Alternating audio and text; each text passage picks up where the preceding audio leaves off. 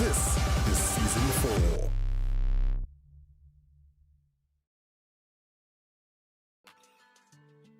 And welcome to RSC week number 3. 3 matches, 3 fixtures, 3 series. Anyway, three reasons to watch some RSC today. All the things you love packed into one thing, like a lucky packet, I guess, where like the toys don't suck and the birthday party is actually fun. Anyway, welcome everybody. I am the Bromeo and I will be your host for this evening. So first up, let's have a look where we are in the calendar. You're gonna see week 1 is done, week 2 is done, and here we are heading into week number 3.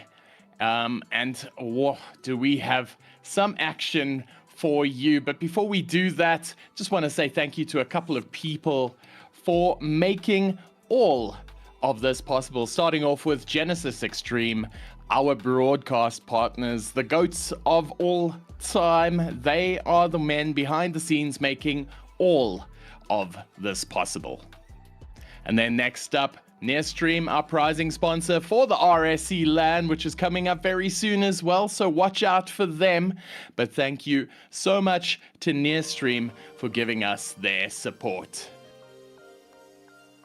And then last but not least, Slayer, our prize pool sponsor for RSC, and honestly the biggest guys to bring it in. They have sponsored the entire prize pool and then some. Currently it's sitting at 17,000 Rand. You'll see a nice little QR code on your right hand side.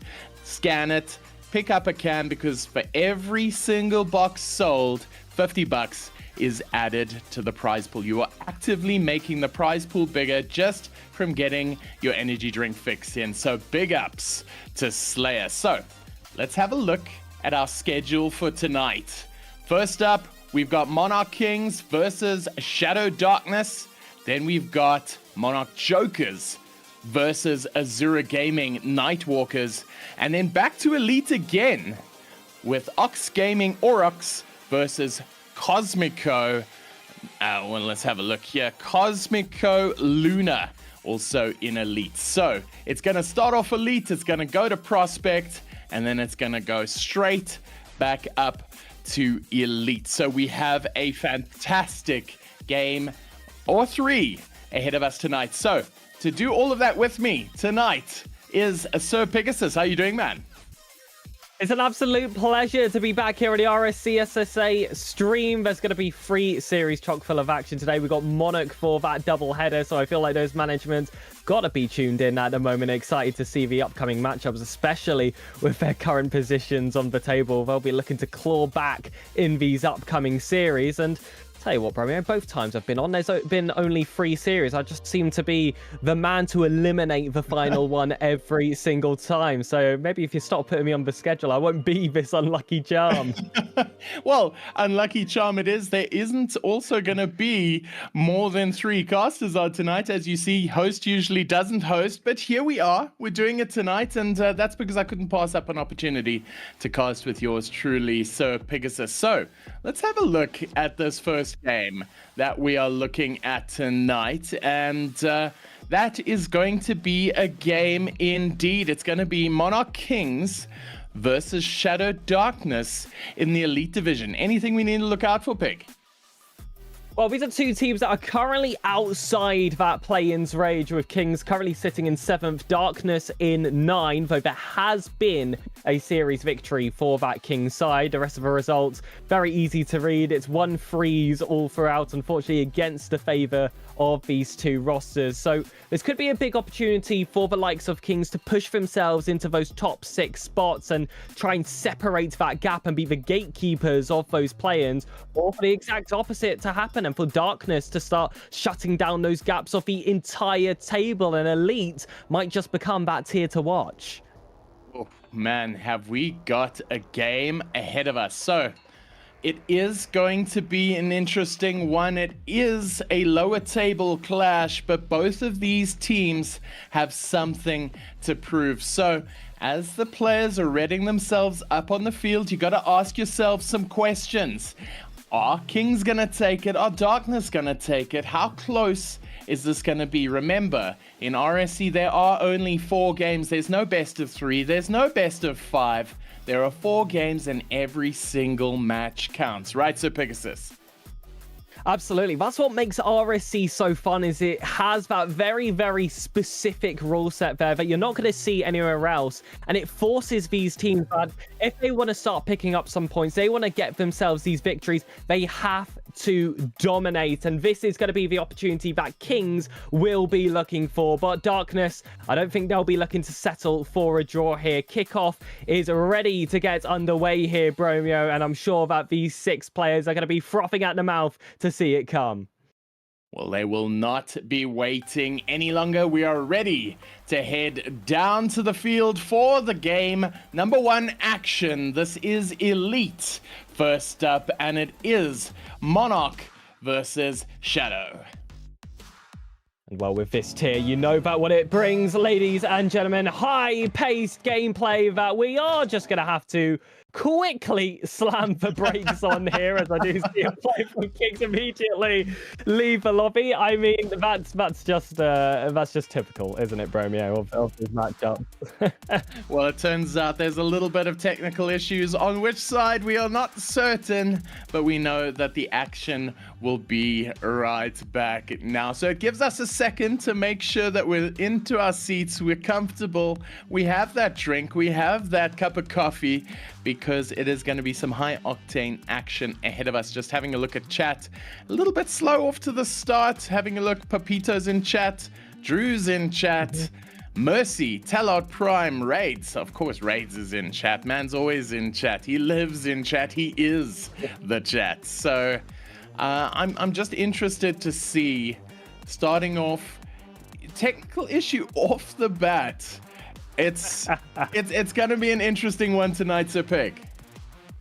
Yeah, absolutely. I mean, if we don't have the 4 series, we might as well stretch out these 3 as much as possible, so we have the same amount of airtime here, because everyone misses these RSC SSA streams when they're not running. So I feel like the players are actually doing the audience a little bit of a favor here, and the players were actually who I wanted to talk about next, because there is a bit of a dynamic change when you look between these 2 rosters. Kings being full South African, but Darkness having someone from the United Kingdom. I was going to assume Englishman, but that is definitely recipe for disaster. And be sure to not make that mistake for the Deadly Dom, who actually comes in here from Wales. He is the lowest CMB player on the roster, so we will find out very quickly if he'll be playing. It is Chase, Drew, and Wormy on that side of Shadow taking on that full South African roster. So what are you thinking here, Bromeo, as a local? Is that tip your scales here to the favor of Kings?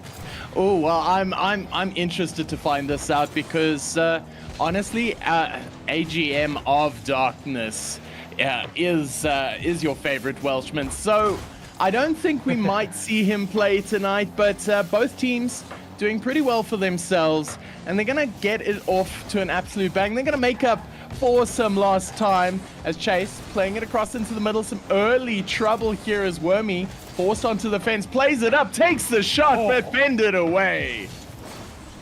And already they're going to have those worries in the back of their mind, Shadow Darkness, and those bumps will be looming. They're not scared of those physical play, Kings. They've got that counter punch in their own half to make sure that the opposing team knows that they're not going to take this game lying down. This is what the Elite tier can bring you. It's high-paced action. The first goal of the game felt like it was destined for our screens, but Darkness do well to keep those initial balls out. A big clearance comes through, and finally they have that moment to breathe.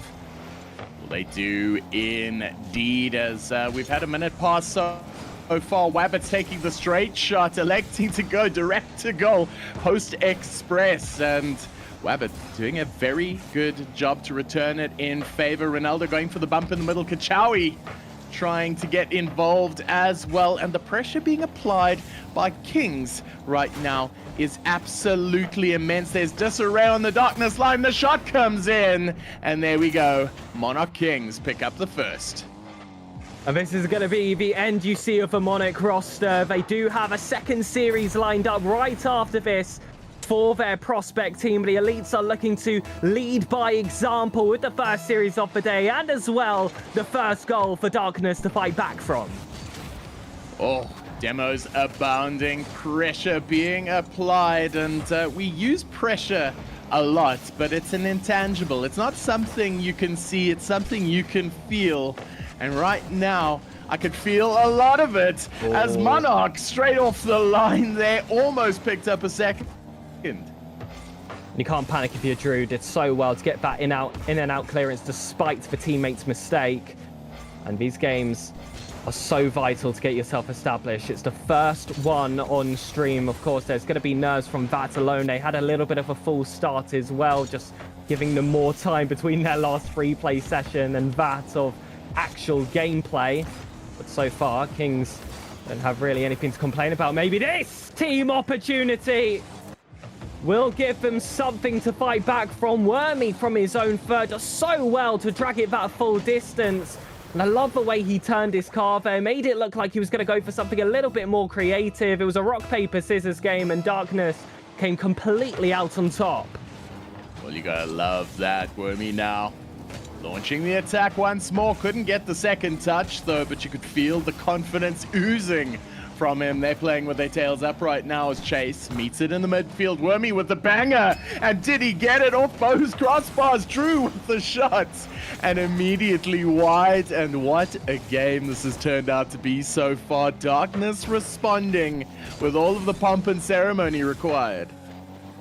And well, we spoke about those moments of nerves in the first few minutes, and that definitely could be felt from the Shadow team at times. But as this has gone on, you can see them pick up a little bit more of that pressure. The first goals have gone in for both teams. We've smashed the ball on the boat and let it sail. The RSC SSA stream is truly alive.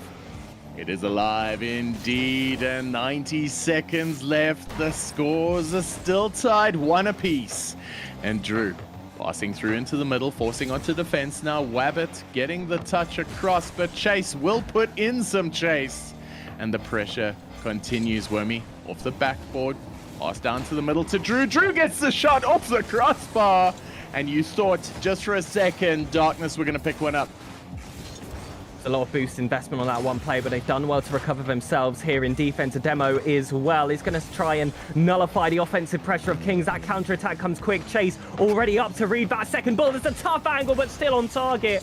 Save was required from Rabbit. Drew's follow-up shot is well blocked here by Kachawi. It's been excellent defensive performances from Kings for a Darkness side that has had pinpoint accuracy whenever they found themselves in the final third. Here's another chance. Wormy with an unstoppable strike into the bottom corner. What a strike that was. You see Kachawi applying the beat, but Wormy pushing up fast as third man, put it bottom right and did it quickly. And that is the kind of response that Darkness would have wanted, taking the lead for the first time in this game. Number one scores now 2-1, 30 seconds left on the clock, but do they equalize? Yes, they do. It'd be foolish to assume that the game would be over just like that. Plenty of time left on the clock, and Kings know how to draw out this fight. It was a wonderful inside pass from Ronaldo, but slight pause here, and I believe that does come from the AFK car of Wabbit, who, despite actually being AFK, was the team that ended up scoring. So fair play to the two teammates there for filling in those gaps.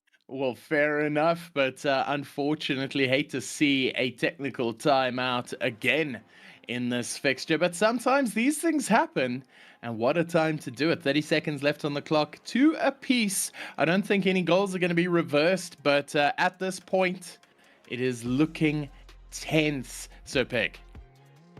It really is, and with the way that game started, Darkness did at times look a little bit hopeless. They were stuck in their own half. Any attempts to escape were quickly followed by all these demo bump plays coming out, that physicality which Monarchs brought out quick out the gates there. But as that started to progress, you could see that confidence start to rise. You could see that chemistry start to build up together. A few more passing plays out of defense.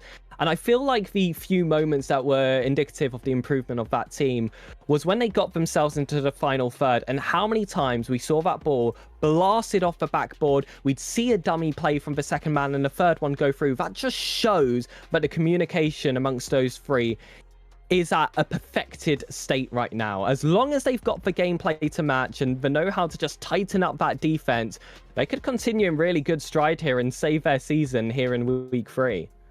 They were doing so well, and man, just watching both of these teams play has been incredible, because you saw a very strong Monarch start. Wabbit leading from the front. He's already got himself 2 trophies to his name, RSC season winner. So honestly, to see the way that they played, they were to be expected to come in here firing, but Darkness has responded in kind, and I see we're back here now, and it could be very short-lived as we hit that 30-second mark, and Darkness are surviving an early blitz. Chase now going to take it straight down the middle, try reset it a bit, and Ronaldo putting it into the air. He's going to go for the bump. He gets the bump, but Drew with the clear there, through the smoke, through the fire, through the flames, and 10 seconds left on the clock.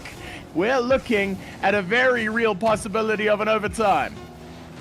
Oh, Potato here, and you called it too early. No, you didn't. Oh my gosh, that was the curse.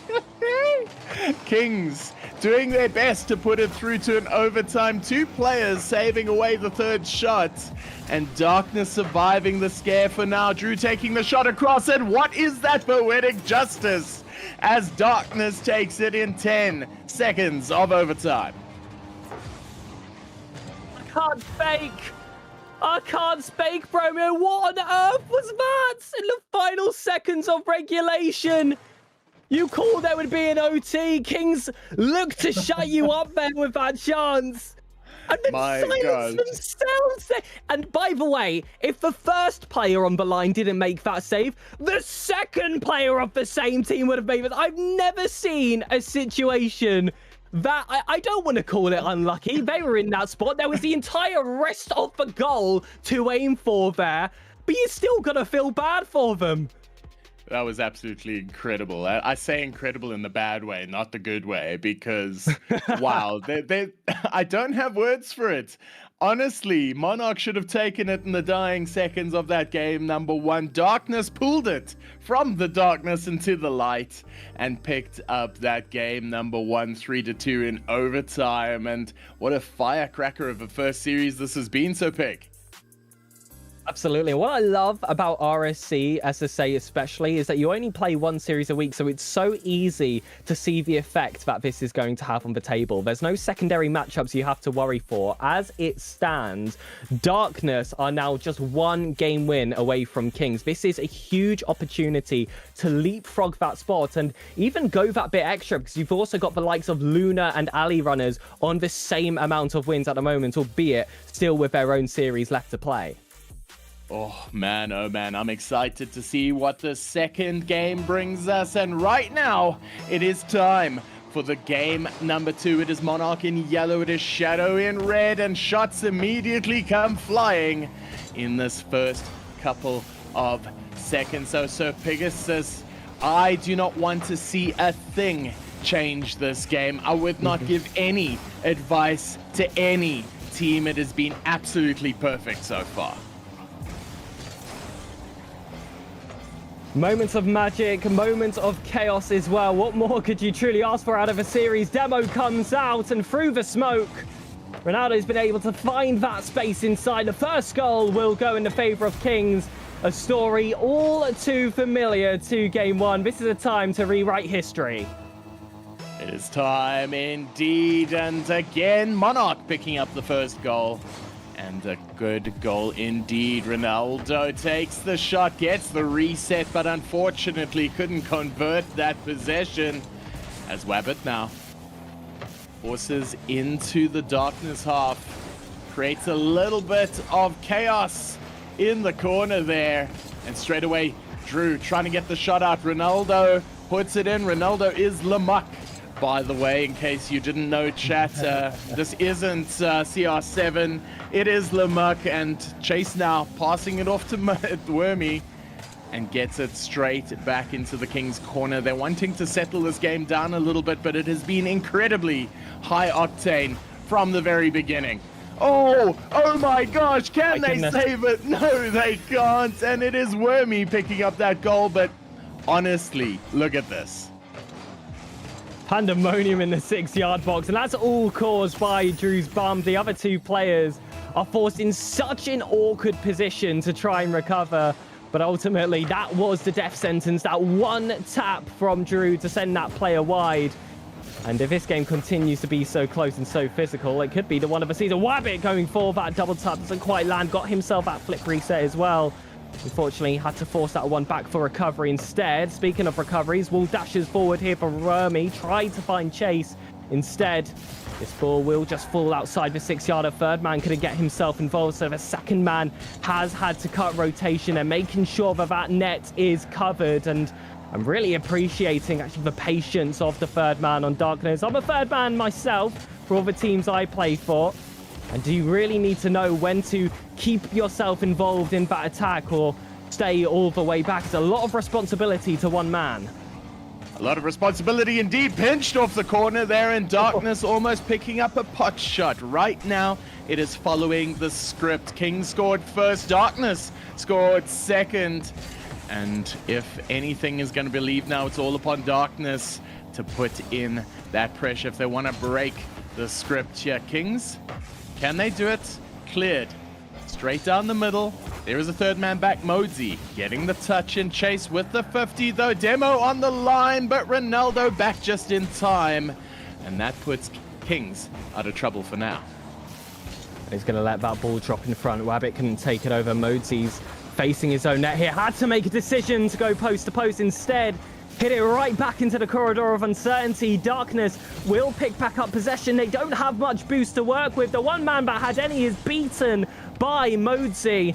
But in that midfield third, this is where you make your advantages. And Darkness somehow managed to escape with possession and offensive pressure in their hands. Chase now putting the bump shot in. Hits the crossbar, but Wabbit with the clear. Drew rushing back on defense. Trying to get there just in time, gets the demo and possession. And things are turning out well for Darkness. He has no boost, couldn't put anything else but a half-hearted challenge. As again, possession changes hands, so does possessional dominance. And pass coming in here now. Kings off their own backboard, defending again and again. This has been an aerial contest. This has been a ground contest. And this has been a battle of the boost, because it has been such a fast game.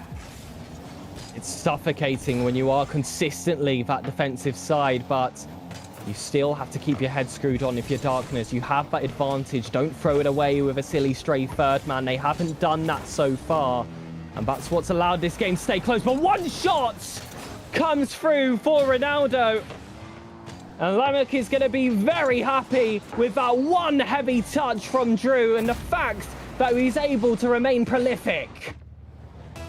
Prolific's a good word. Kings, prolific, picking up the second goal and the lead. Time is running out now with less than a minute left. But still, Darkness have done it before.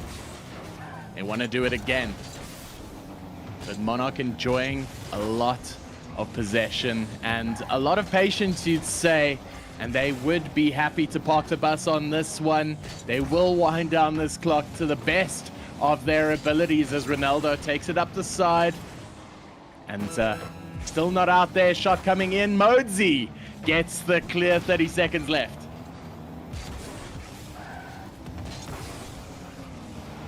Put now back into the corner. Wabbit not being able to get the touch now. They will pull this one out. Modsy taking the shot in. Dribbles one. Doesn't get the bump and played in. Monarch picking up that goal. And that's how you plant a dagger from the halfway over one. Prepared there for that second touch, and Darkness just did not stand a chance. 10 seconds left. It would take an absolute miracle for them to pull this game back. But you're still going to keep that concentration. Every second passes. It favors the Monarchs. Their crowns do remain on top of their heads, and this series remains alive. Well, there you have it, folks. Kings picking up the series equalizer. One game apiece. 1-1. And just like that, we have a series on our hands. So Pig, I'm not going to ask you for the big breakdown, but what I'm going to ask is How on earth do you establish a clear winner here, a clear leader from either of these two games?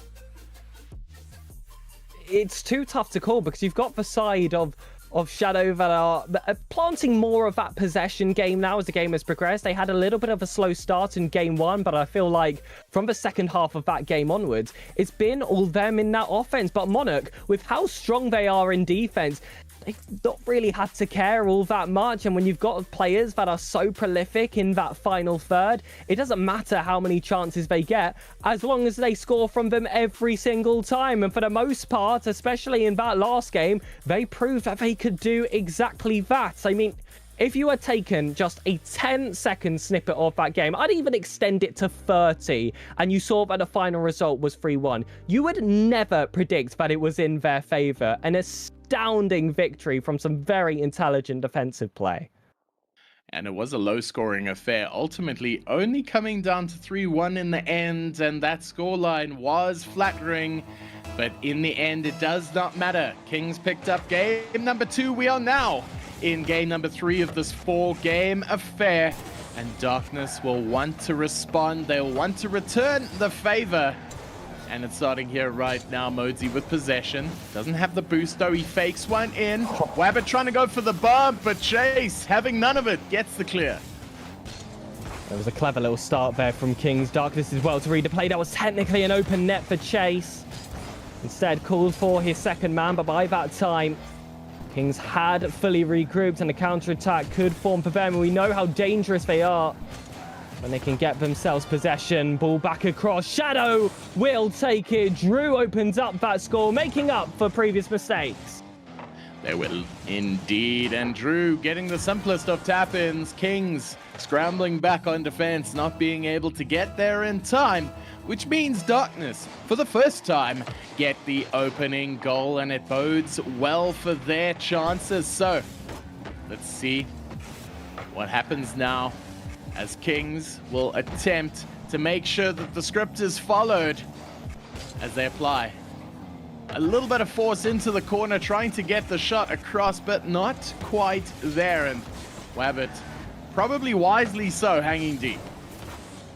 Can I just point out, I think it's criminal that Wabbit didn't sign for White Wabbit Gaming. I felt like that could have been an excellent team. I'm sorry, that just popped to my head. Not at all relevant to the series ahead of us. He's been fantastic with this roster of Kings so far, but I feel like still looking for that killer shot. They'll be looking for that save right now with that ball going across. Ronaldo, though, is stout with his decisions. Goes for that bump yet again, though. Darkness were able to read it ahead of time. Do well to get that block. Wormy doesn't have enough in the tank to keep this one moving forward. Chase doesn't get a touch either. That's a heavy ball forward, and we couldn't quite see that redirect come through for Modesy. So we'll stay just 1 goal scored in these 5 minutes, but not to say there haven't been opportunities for more blood to spill. Ooh. Again, shot coming in here, played away by Ronaldo, gets the demo on the line, but Chase puts it into the corner, applies just the right amount of, what would you call that, angst, just keeping it right there where they need them. And Drew, again, once more, just putting it up, just happy to keep it in the Kings half, because so long as Kings are stuck there, they can't score a goal.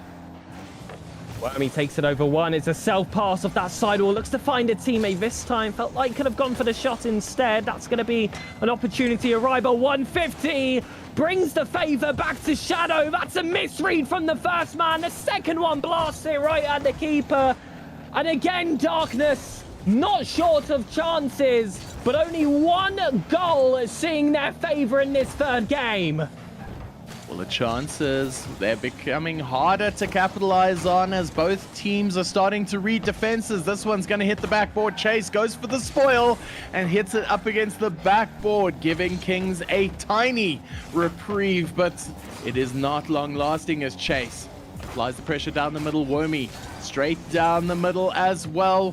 Redirected away though, and it feels like Kings are under siege. It feels like they haven't had breathing room in the last couple of minutes, and shot coming across again, but Drew with the clear. Wormy playing it down. Great interplay there. Couldn't get it in there though. And again, Darkness, wave after wave, attack after attack. It has been unrelenting, but Modi now getting the pass down. Wabbit gets the score. The escapists bring the game back. David Copperfield here in the car of Rabbit somehow finds himself out of defense. And now with 90 seconds to go, Bromeo, I'm starting to get a little bit of deja vu here. Kings might just do it again. Oh man, and honestly, I can't call it with this series tied so far, 1 game apiece. It would be no surprise to see either of these very well-suited foes taking it out. Cheers.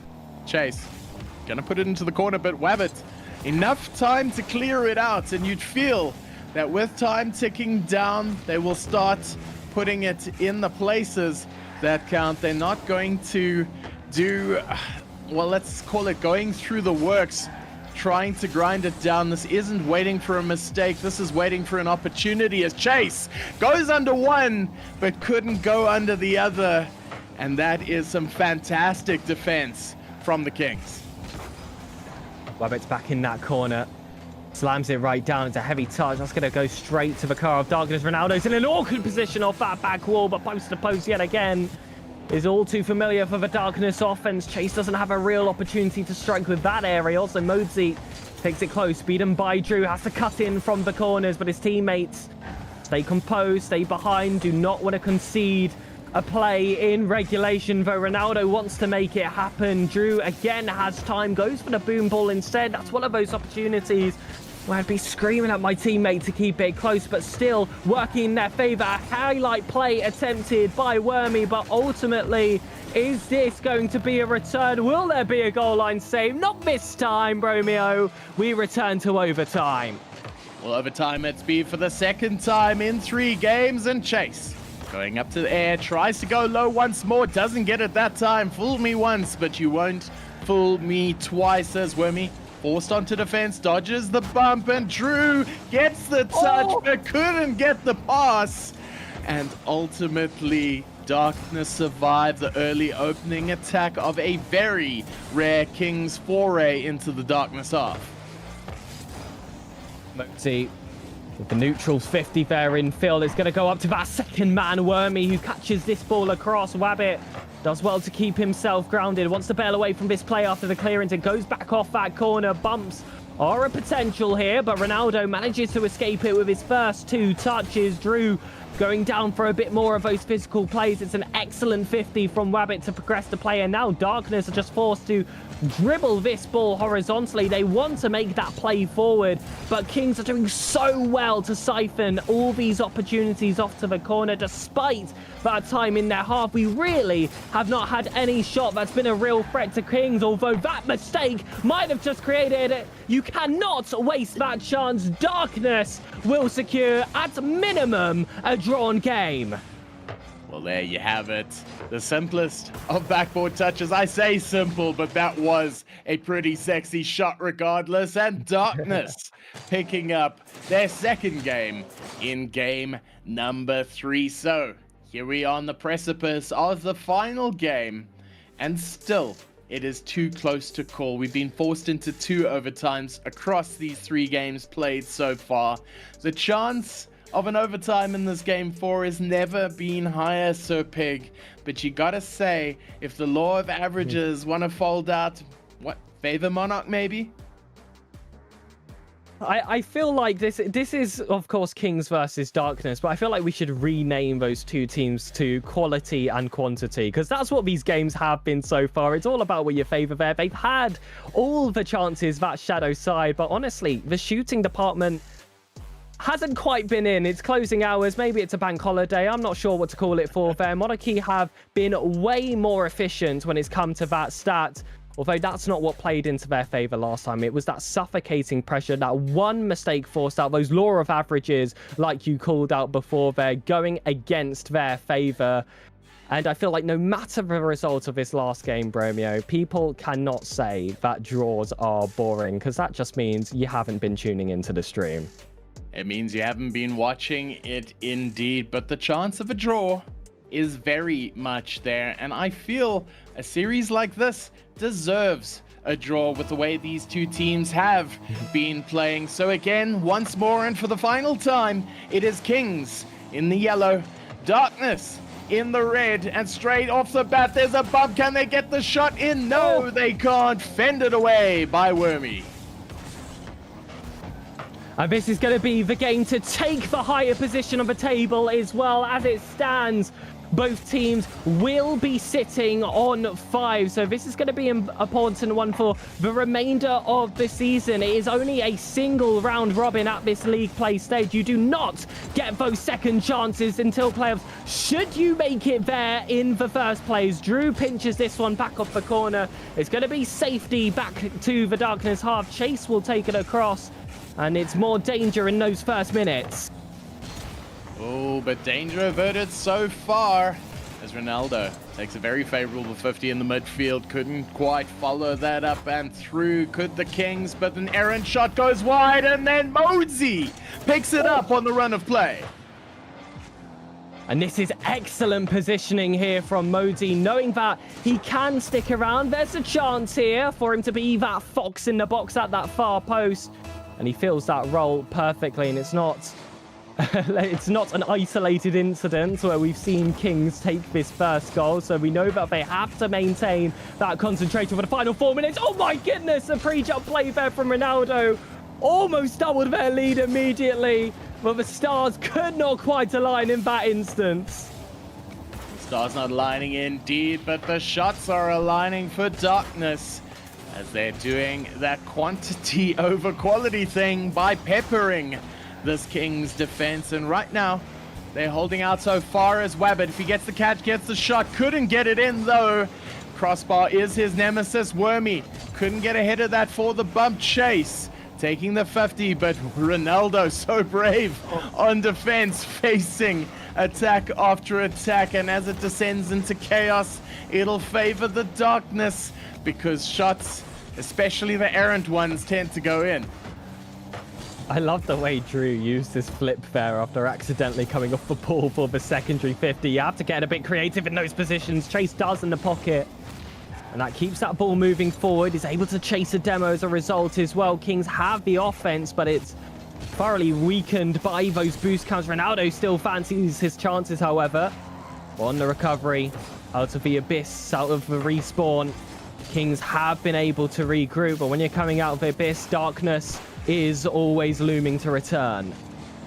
Darkness is looming indeed, as it ever does. This is a quality outfit. Flick coming across, and what a shot from Drew as he levels it up halfway through this game. And Morksy supposedly has left his trip to Lyon and has gone here to SSA. That was a perfect flick into those top corners, but these games have remained close for the entirety of the series. If you thought that would change in Game 4, you are very much mistaken. Ronaldo takes it high. The follow-up has to be there. It's on target. Wabbit takes the lead for Kings, and Darkness have to fight heavy in this second half. Oh, my word. Darkness doing the absolute most. Picked up an insane goal, only to give it up 9 seconds later. So Kings still in the lead now, and they'll want to hold that for as long as possible. So Darkness again on the back foot, but do not discount them out for long. Drew now up against the backboard, couldn't get the shot in. Chase playing it into the corner now. Immediate pressure, immediate increase in tempo, trying to make the Kings feel a little uncomfortable, but Modi getting the touch. And it is the broken play now, featuring the Kings for once. Ronaldo coming off that corner, that second touch wasn't quite on target. Darkness doing well to temporarily alleviate that pressure, and there's a lot of emphasis on that temporary, because Kings eventually strike yet again. They've gotten that combination, that best of both worlds, efficiency and quantity, and Darkness are struggling to chase. Oh, efficiency and quantity. That's a dangerous buff, as Kings are buffed up 2 goals, 3-1. And you will now favor them to pick up this game number 4 and the draw. And I am heavily in favor of that. Modi not being able to get that forward pass Now, Darkness not out of this one yet. They can still win this one. But with time ticking down, you'd feel Kings are happy to take this onto the back foot. Ronaldo going for the bump, but very well read by Darkness as they keep the possession. And they get the pass across, gets the demo, but the shot wasn't there. And allows Wabbit a slight reprieve and Kings escape. It positions himself high, goes for that ball across, and it does force out a touch here from the Darkness defender. It's a few close passes played from them, but still, that's not going to be enough for them to escape that half. Kings are playing a little bit more of a cautious Rocket League now. You can see the second and third man sitting that bit deeper. They know they just have to run down this clock, and they will have secured a draw and that higher position as well on the table. Modsy can't get that redirect through. Ronaldo didn't send himself flying upwards. Knew the potential of that ball dropping right on his body. The counter-attack comes through, and Darkness, despite throwing the kitchen sink at Kings, they catch it and throw it right back. Well, there you have it. Honestly, Kings have done it. They are the Kings of the fourth with 4 goals to 1 in this final game. So, honestly, couldn't be happier with this outcome. It has been tightly contested throughout this entire fixture so far, and what a treat it has been for this game number 1. We're going to see the clock wind down now, and any goal past this is considered stat padding, I suppose, as Kings have done enough to secure this draw in game number 4. So Pegasus, this has been an absolute fantastic opener, and honestly, looking forward to the rest of the games coming up this evening. If they are remotely as good as this one has been so far as it hits the floor, I will be a happy man. Well, we might not stick with the same tier, but we're still going to have a Monarch roster when we drop down for Prospect for that second series. So hopefully they can keep that flame alight, because it has been fireworks throughout the entirety of that first game. And honestly, I feel like a draw is the deserved result for both of those sides. I feel like you can make the arguments for either team that they maybe could have picked up a third game out of this, but I feel like if you can do that so easily, then a 2-2 is the fitting result. I agree completely. The way both of these teams played, the way Darkness attacked, unrelenting, it was absolutely fantastic to see. And the way that Monarch defended was amazing to see as well. So we're going to stick with Monarch as we head into our next fixture. It is, let me have a look for you here. It is Monarch versus Azura Gaming Nightwalkers. So this is heading down to Prospect for the series, a second series of the evening. Like I said, sticking it with the Monarch, but Azura Gaming coming in here now to challenge up the status quo. So Pig, what do you think of these two teams?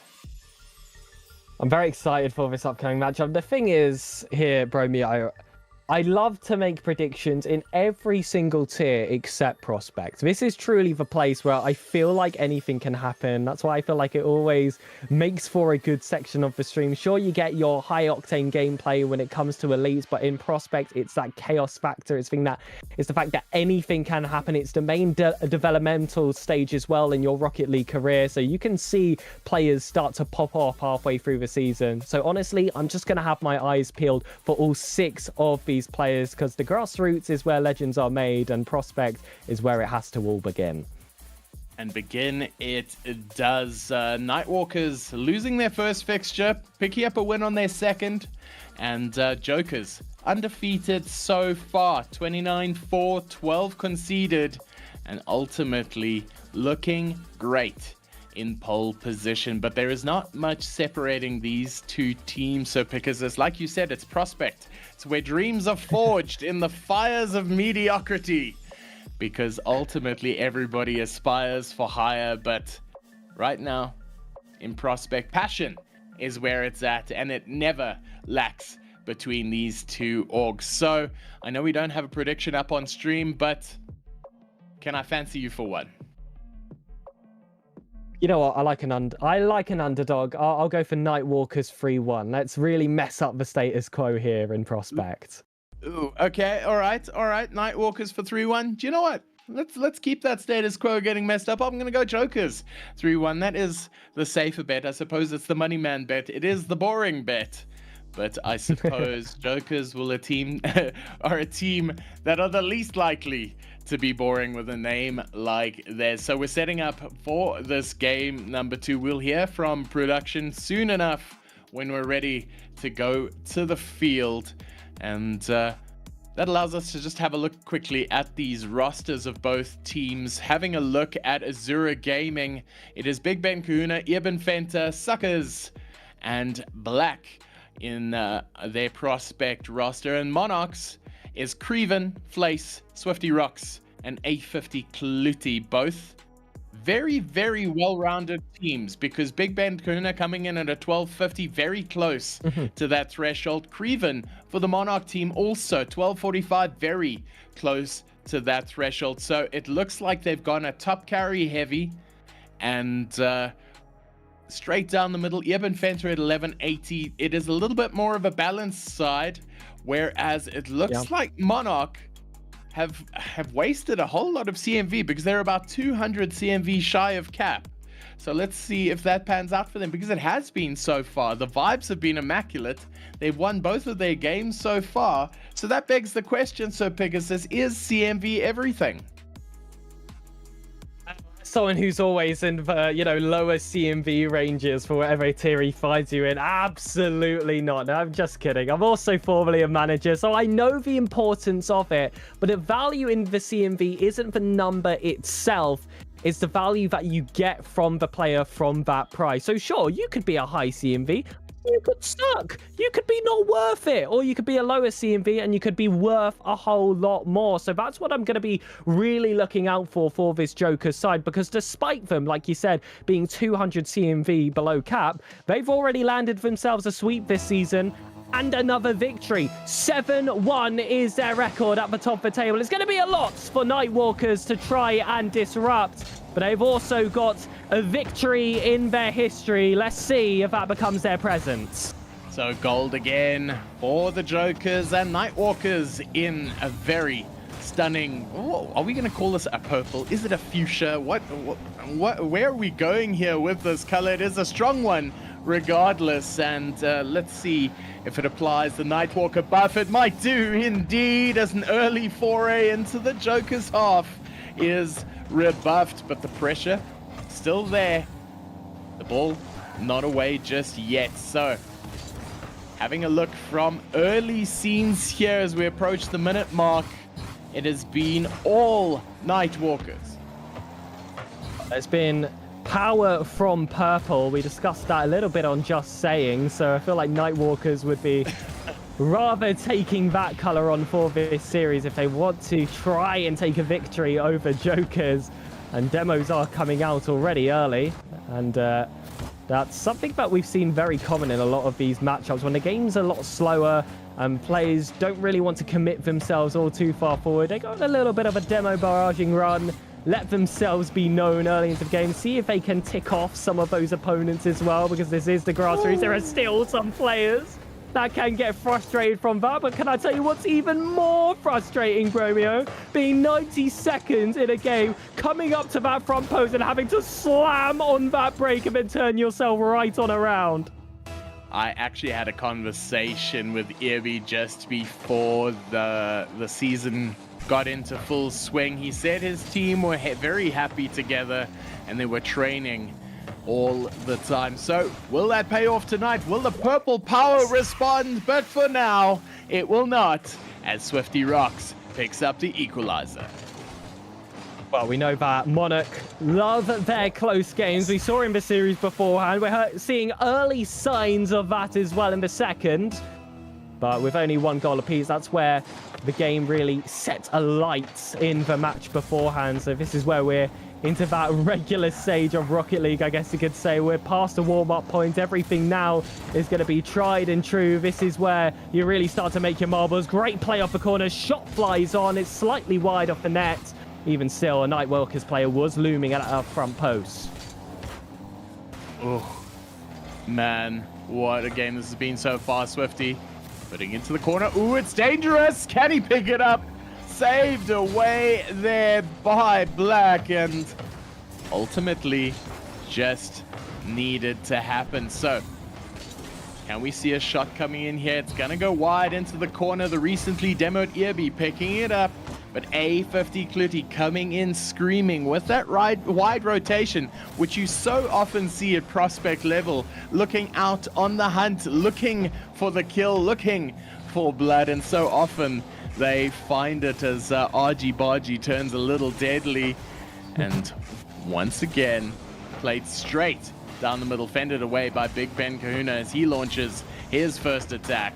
And honestly, it's a dead heat so far. Really is. Both teams are just looking for that little bit of central space. Some mistakes have come through, but with both these teams playing rather cautious, you haven't seen any of these high commits that have been able to take advantage of those opportunities when they've been in front. It's been a lot of hitting the ball to the corners, and you've got to be able to keep control. A50 didn't do so in that first attempt, learns his lesson for the second, and even though he doesn't get that second touch, it's still going to be too tough of an angle for Nightwalker to take. Double commit comes through, Black hits it off his own crossbar, and somehow another Nightwalker's man is available to clear this one to the corner. But it very much feels like this is going to be a game of capitalization to try and make the difference, because so far the opportunities have been there. No one's just been able to grab that opportunity when it's come. Well, I like to think that Black tried to put through a psycho attempt. You know, that's the lore. That's the one I'm sticking with, because right now on the counter, this could bounce in. Can Creven get the touch? Saved away by Black. And honestly, the 1000 CMV pickup is proving his worth in abundance as he saved an absolute blinder. Jokers forced into some heavy defensive work here. Get the shot off. Is anybody going to make the save? No, they will not. Crevenator picking up the second goal for Jokers, and what could very well be the winner.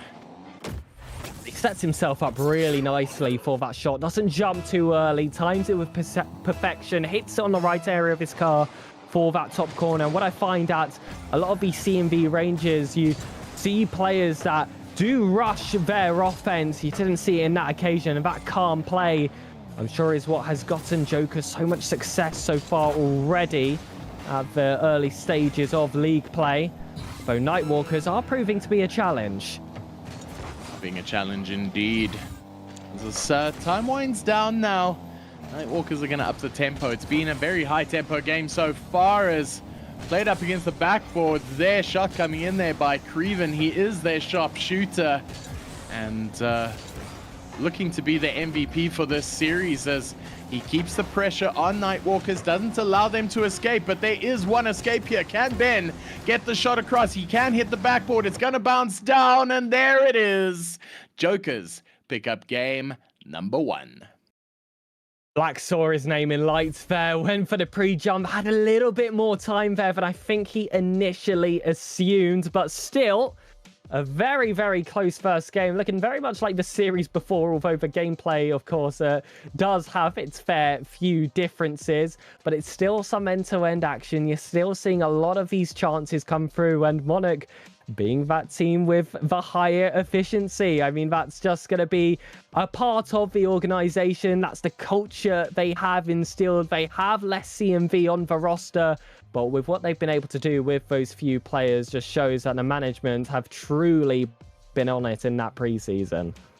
They have been indeed, and it proves that the synchronicity is on point. Synchronicity, that is the right word, right? Synchronous.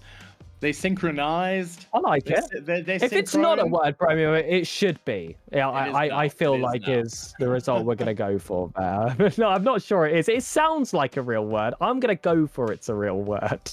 We're going to stick with it. But the other thing that we're sticking for is we are heading into game number 2 now. Monarch picked up the first game, but it was a close affair. Crevenator ultimately picking it up for the Monarch boys. So here we are heading into game number 2. Nightwalkers will look to respond in kind as here we go, kickoff straight off the bat, and so they do. Fantastic news. The action continues. Quick out the gates here. Nightwalkers are able to grab themselves a goal, and synchronicity is confirmed to be a real word. So this is quite honestly a fantastic day for us here so far, Bromeo. Proving it to be indeed another very strong kickoff from the Nightwalkers. And if it ain't broke, you don't need to fix it. Black, fast aerial, getting there, putting in the pressure, putting in the hits. As Irby takes the shot, what a cracker, and picks up Nightwalker's second with an absolute flamer. Now this causes some challenges for Jokers. It was a low-scoring affair in that first game, and that makes these leads worth even more than if they were in any other series. So Nightwalkers, as much as they should be celebrating those first 2 goals, they're going to have to see what Jokers throw right back at them, because this is going to be the first time that their backs have been against the wall, and sometimes that can light a flame behind a team.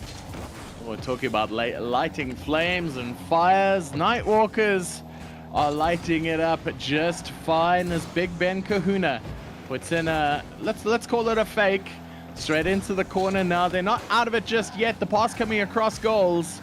But good composure shown by Black to catch and return. They're not out of it yet. It's going to land down. Oh, saved away. Crevenator making sure that the shot does not go in. And it turns out the Monarch boys have something in common.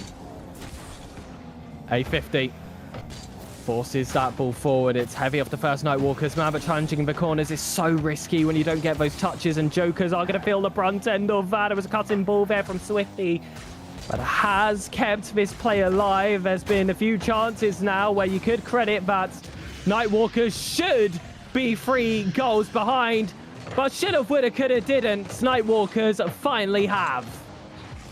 Black getting the underside shot, getting the bop, doing it right there and then for Nightwalkers third.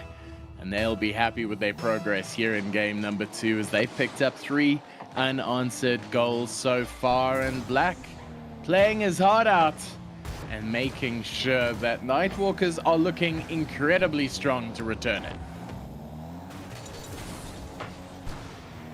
Wondering what rabbits will be thinking right now watching this series. Wanting a day of success for Monarch, but it feels like they are destined for draws as soon as they go a game ahead. Nightwalkers have certainly woken themselves up, but plenty of time still left on the clock for something to change in these later stages. Ooh, pass coming in here now. Black not getting the touch he needed. Got to rally quickly backwards as Swifty rocks, showing remarkable agility in the air. Almost got a touchdown there. And now Big Ben doesn't have the boost to get it out, and Irby now's a little bit awkward on the back. He doesn't have the boost. He gets faked out. Can he get the save across? Black screaming in from the side, puts the save in, and what defense it has been now, as honestly, Jokers really turning the screws on this one. Shot not coming away, and straight down the middle Black goes. Irby passes off to the side. Ben elects not to take it. Doesn't have the boost. Black now trying to pinch. Ooh, that is quite mechie right there from Mr. 1000 CMV. He is learning them tricks, and he's learning them fast. Load up that free play, ladies and gentlemen, because you can really change the course of a game in these lower tiers if you can pull off some of these mechanics. I've seen it across all regions. Sometimes the simple shots just have to find the target. It doesn't bear for Jokers. This is going to be a huge cause of frustration, but I feel like the real difference between these two teams in this game has been Nightwalkers keeping that ball close when they have been in defense. They haven't just boomed it on every occasion, and it's really helped slow down the game. The one thing that hasn't slowed down is Nightwalkers on attack as Black goes into the aerial. Big Ben dispossessing his teammate, but trying to make up with the pass down the middle once more. Can the shot come across? Irby plays it in, but saved away by Swifty Rocks. So Joker's not out the woods yet. Touch coming just in time. Irby slowing it down, trying to get the soft pass, creating a little bit of discontent, sowing discord amongst the lines. But Crevenator making the save and ultimately keeping Jokers away from an impending 4th goal. So Nightwalkers not parking the bus here, looking to extend wherever they can. Ben Kahuna, opportunity for the dagger. There's a demo inside, has an awkward angle to shoot off of and can't find its way through. Goes for the follow-up chance instead, can't get a bump either. 30 seconds remains on the clock, and Jokers, as impressive as they have been in defense in recent time, still more required on the other half of the pitch. Time is running out, and Nightwalkers look like they might reduce this game to a drawn affair with 2 remaining. Black throws this one back over. Ebby can't get that second touch, but surely this is a game decided now. It's an even affair between Jokers and Nightwalkers. Well, as the time ticks to 0, yes, you will have it. And once again, in game number 2, it is the Nightwalkers picking it up. So at this point in both series so far, both teams had scored 1 apiece. And so Pegasus, as far as entertainment value goes, that is chef's kiss. Absolutely. And it's been quite a back and forth game. We had that first one, which was very much against the favor of one of our sides, and then Monarch, unfortunately, the second game couldn't quite get it together. But fair play to the Nightwalkers, who, if we rack our brains back, scored those 3 goals fairly quickly, right, in that second game. And they just decided it's shutdown time. We're going to go for all these 50-50s. We're not going to force too many balls forward. Sure, there's over half a game left on the clock, but that is so little time if we can shut it down. You don't see many teams that are willing to play that game management, especially in these tiers, but they pulled that off right out the park. They really did. There was no lack of commitment from either side in that game number 2, but ultimately there had to be a winner, and ultimately the purple buff was applied. So, heading into this game number 3 now with things in a very dead heat. The winner will be incredibly difficult to pick apart, and that's why we're not asking you to. We're just asking you to sit here and enjoy it, because don't go anywhere as we head into this game number 3 right here, right now. An important swing. This one will guarantee you at least that drawn result. So you are going to see them both fight tooth and nail. Of course, you do face a defeat, so you've got no chances of getting that 3-1 and keeping greens on your record. That's something which Jokers have been familiar with their past 2 series played. And it doesn't look like they're looking to rest here in week 3. Well, there we have it. Jokers picking up the first goal, and a lot more than they achieved in the last. So that is progress, my friends. Jokers in the lead. So Nightwalkers not going to be happy to rest on their laurels for this one, as they now have a deficit to chase. Irby is going to ping it up against the backboard, bumps the lining. Can they get the shot in? Irby getting the touch, but not getting the play through as he retreats for 100 boosts and tries again. It is A50 Clutie by himself. He misses it, faked out. We needed a straight shot and got a sky ball, but ultimately here it is coming in once again, and Nightwalkers doing what they are doing well, and that is sticking to the gold half like glue. I love the spacing amongst the 3 players, and they're using each other as well. That's a gorgeous infield pass there from Black to Kahuna. And seeing that Black is that first man, you don't see them press too high. They're not double committing whatsoever. These are 3 players that are locked in. They feel telekinetic at this point. There's the rare double commits coming through, though. That time had to come, and that 3rd man positioning was crucial. Saw a little gap in the play here, was able to grab that equalizer, and I felt like this was a goal that was a long time coming for Nightwalkers. Well, I love the play here by Black. You see Big Pen, Kahuna, and Irby going, look at my aerials. Look how strong and technical they are. And Black's like, you know what? I'm going to score a goal. And so he did. Nightwalkers picking up the equalizer, about a minute into the game, leaving plenty of time for respite, as Crevenator not getting the touch he required, but still, Nightwalkers doing the most. Black coming in screaming, couldn't get the shot. Big Ben Kahuna going up against the backboard. Irby couldn't get the touchdown either. Black coming down the middle. They may have overcommitted here as Crevenator chooses boost over ball twice. Goes for a boom, doesn't get the shot, and you'll feel like that's an opportunity missed. It really does. A moment for all 6 players to reset.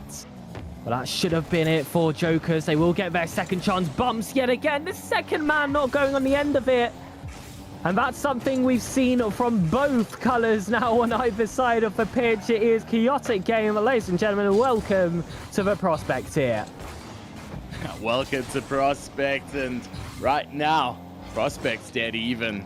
As Jokers have one, Nightwalkers have one, and we have one to watch as Swifty tries to get it down that A50 Clutie, last man back, fends it wide to safety. Yibby going in with the fake. Black gonna get the touch, gets the pass across. Can Ben take the shot? Yes, he can. Lovely play here, passed off by Black to perfection. Big Ben Kahuna just getting the slot in the back of the net and doing what is required at this level right now. Nightwalkers 2, Jokers to 1, and we have another game on our hands. Ooh. And another double tap attempted there by Jokers there.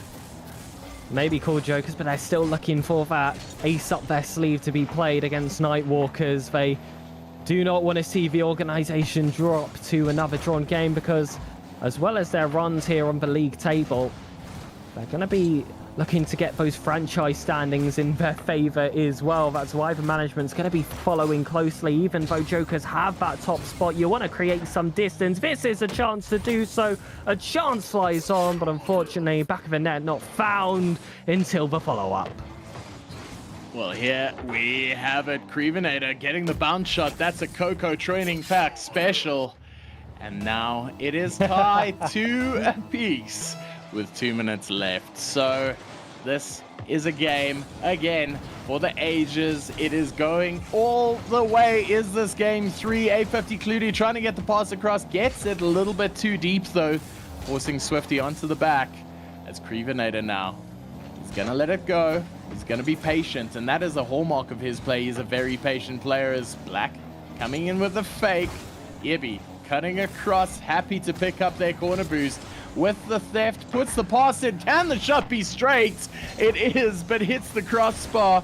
And Jokers escaping some danger once again, returning the favor, stealing the boost, but ultimately leaving nothing with missed opportunities as Ibby scores on the counter. And it's just one of those small plays that can define an entire series. A play over one, a demo coming out at the worst timing for Jokers. And you have to be able to put that ball in the bottom corner. Really well placed from him. And now Jokers, hold on, kickoff comes through. Never mind whatever I was about to say. The game's back on. We can forget the past 15 seconds. What on earth happened here? There must have been a disconnect or something, because honestly, straight down the middle were Jokers and they picked up the equalizer. And how straight is that? There was a strong cheat. The shot was missed by the number 2 now, Ibby. Forced onto the back foot, gets bumped. Gets the clear out now. Big Ben Kahuna on the other side with all the boost in the world, but couldn't get the touch for the attack. He's going to take it up against the backboard now. Starts the air dribble. Can he get the reset? No, he can't, but causes chaos. And shot not quite there. Dribbled by Ibby, trying to force himself over the line. It's free down the middle. And Crevenator trying to get it clear. Gets the bump. It's going to roll. Black pushing it to safety in absolute drama as we headed down into these final seconds. This is where the desperation comes through. Those 50s have that extra bit of weight behind them. But Crevenator wants to hold that one close. That's a touch too far away. Double commit for Nightwalkers, but that might act as an available option across the pitch. Instead, Jokers block. Chances in regulation. Look to go back to neutral ground. That hits the floor. Overtime, ladies and gentlemen. 7 will be the decider. Oh, here we go. Overtime once again. Can they get the touch across? A50 staying in the back. Very patient on defense, and probably best that he did, as the shot, no doubt, came his way. So, can Jokers lean on that defensive pressure. Can they take the shot off? A50 clearly says yes. But still, Nightwalkers remain resolute in their defense. And can they get the shot off the backboard? They can. It goes wide. Oh my gosh, what a shot. Big Ben Kahuna.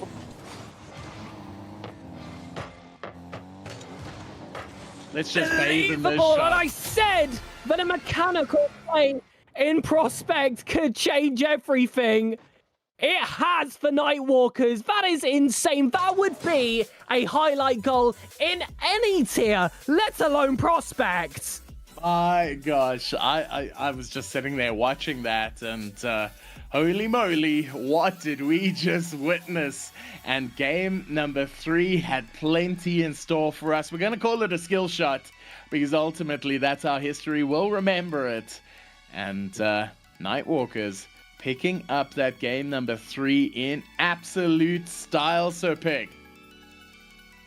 Over in EU, we do a little thing called Clip of the Week. That would win it every single time for a Prospect play to pull that off. And when you include as well the circumstance, a game 3 where the series is tied, that's the important swing, and they're able to get it off that backboard in OT.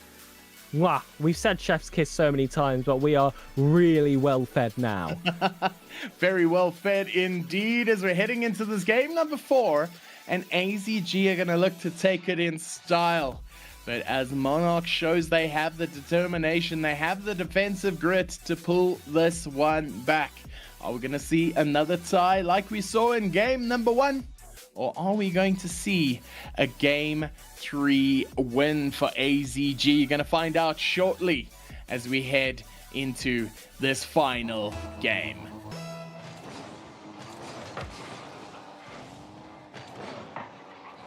Straight off the bat here now.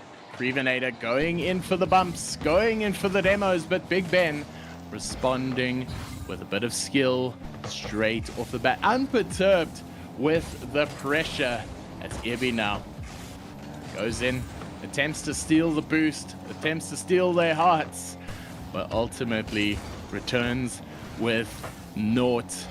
It's a little back and fro, a little to and fro as A50 tries to straighten it out, gets fended away by Black, and now Ibi gets the beat. He's got an open net, doesn't get the power on the shot though, as Swifty Rocks gets the clear, and both of these teams playing so well straight off the back.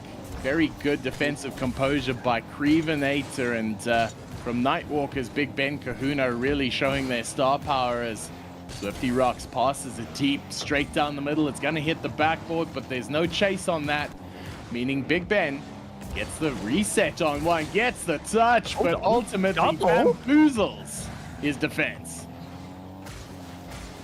Hold on a minute, Nightwalkers have something about them. They spent the hours in free play, a double flip reset attempt in the middle of an on-stream series. I'm very, very interested, but still have to go the full distance. Chances are not enough. We've got to be finding the back of the net, ladies and gentlemen. Jokers taps this one high. There's got to be that second man available. It's Crevenator with a decent tank of boost, hitting that one heavy to heavy. Uses the rest for the demo. The ball's high. Swifties up. Crevenator hits the post. The follow-up is sent too wide, but this ball's hit right back into the middle. It's chaos all round. It's Prospect action yet again, but Monarchs eventually get themselves a lead. My heart bleeds for Ibi in the corner there. He didn't know what to do. He was ahead of the ball, and he just had to watch as that ball got smacked into the back of the net by the Joker's attack. So heartbreaking, but we regain. Big Ben Kahuna getting the reset again, gets the shot across. Can he get it in? No, he can't, but not through lack of trying.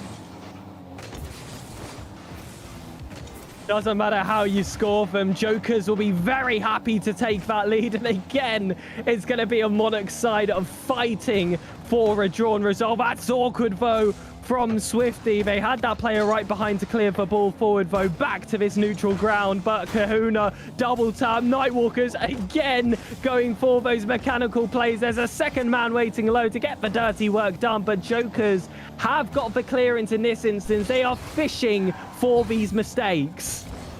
I refuse to believe watching a prospect game right now as Jokers, although they're in the lead, are doing it just like that. It's Nightwalkers on their heels and biting at every single centimeter. It is now Big Ben Kahuna, the Mr. Flip Reset himself, as they look to escape their own half, escape the pressure being applied right now by this Joker's attack, and honestly surviving it with quite a lot of composure. Irby not making the mistake this time of being ahead of the ball. He'll apply as much pressure as required to fend it off into the middle here. It's going to bounce, and Swifty Rocks looking to clear it out himself. Big Ben Kahuna back into that corner, and corners we know from the foundational rules of Rocket League are going to be the safest areas for the defensive team. I've rather seen him take the opportunity to take a touch or two. Maybe a bump out of this occasion, though, could end all my complaints. A save comes out, but Crevenator cuts rotation to bring it back into those safer areas. Will look to cut through into the danger areas for the Nightwalkers. The second goal flies through, and Jokers show off that Monarch efficiency. Well, efficiency is that. You saw the first mistake come in from Nightwalkers, you saw the second bad touch from Nightwalkers, and then you thought Jokers have to do something, and they didn't disappoint, picking up their second goal of this fourth game, and honestly starting to believe that they can pick this one up. Crevenator plays it wide. Big Ben Kahuna making sure he's back in time, but the attacks don't stop. It's gonna hit the backboard. Can they play the shot? Yes, they can, but not enough power there as Ben picks it up, goes past the demo. He's gonna scream it across. He gets the pass in, but couldn't get the tap down, and there we go. This is attacking intent from both sides.